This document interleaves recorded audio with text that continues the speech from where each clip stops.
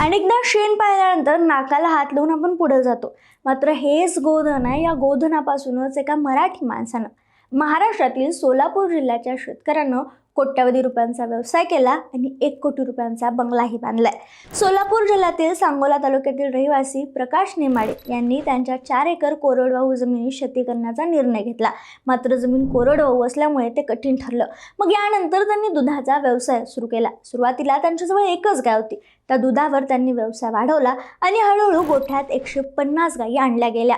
फक्त दुधावर न थांबता त्यांनी शेण विक्रीचा व्यवसायही सुरू केला. सेंद्रिय खताची मागणी वाढत असताना आणि बायोगॅस प्रकल्पासाठी शेणाची गरज भासू लागल्यामुळे त्यांच्या गायीच्या शेणाच्या व्यवसायाला मोठी मागणी येऊ लागली. मागणी वाढू लागली. ही वाढती मागणी लक्षात घेऊन त्यांनी शेण विक्री हे नवीन उत्पन्नाचं साधन निर्माण केलं आणि आज ते कोट्यवधी रुपयांचा शेण विक्रीचा व्यवसाय करतात, दुधाचा व्यवसाय करतात आणि या व्यवसायातूनच त्यांनी 1 कोटी रुपयांचा बंगला बांधलाय, ज्याने त्याला नाव दिले गोधन. शेतकऱ्याच्या या जिद्दीबद्दल तुमचं मत काय आम्हाला कमेंटमध्ये नक्की सांगा.